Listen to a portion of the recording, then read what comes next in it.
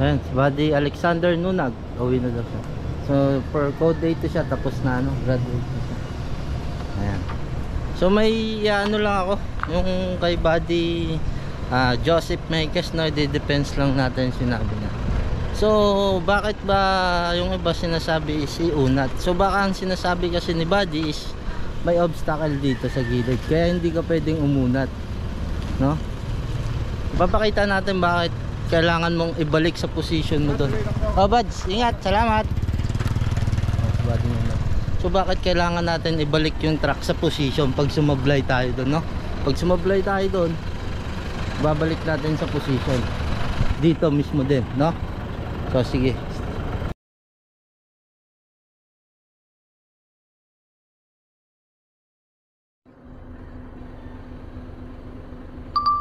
So yun ay virus, depend ko lang yung sinabi ni Buddy, ano, no, kung bakit kailangan ibalik mo sa position yung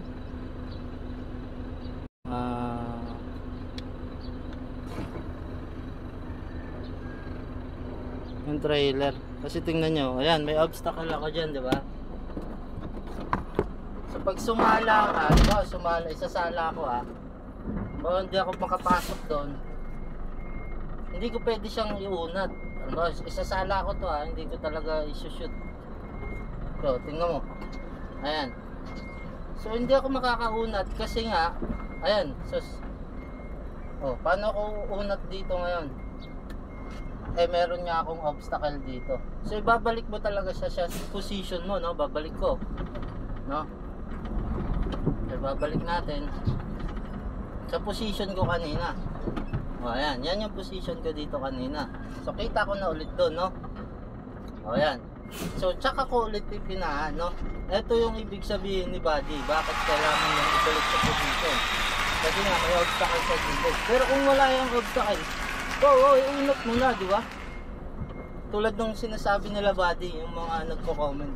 Kung walang obstacle, o walang hazard dyan, pwede. Pero pag ganyan, no, may obstacle, kailangan mong ibalik sa pwesto. Ayan, tulad niyan, di ba? Para okay, nasa na ba ako? Ayan, kita ko pa sa side wide mirror ko. So ayan. So mapapasok natin, di ba?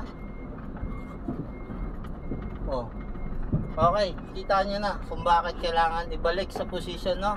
So ito is pag walang obstacle, ibabalik mo talaga. Pero kung wala naman yung motor dyan, unat mo doon, syempre balik, ano mo na sa pwesto, no? So sana nasagot ko yung tanong nung yung kuro-kuro nung iba kung bakit. So dalawa, depende kasi yan sa yan, so pasok na tayo. Depende yan, na virus, no? Depende sa sitwasyon. So thank you.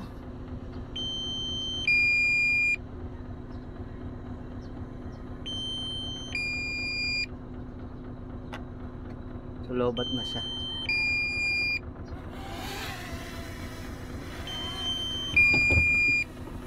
Battery level is low. Aircraft will return to the home point in 10 yung mga seconds. katanungan, no? So baka maganda to Return to home.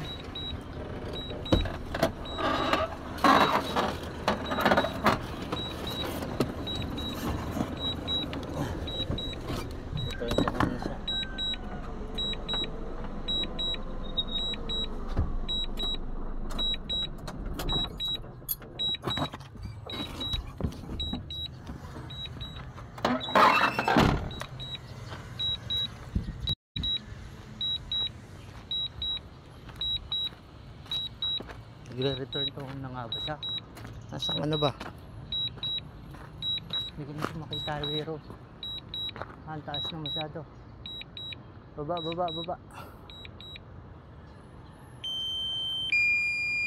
Baba.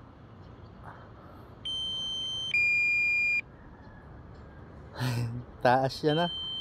Baba. Nagre-return to home na kasi lobat. Pero ma-manual return to na. Yagi. Layo ng narating, oh. Nag-i-explain lang tayo saan ka pupunta.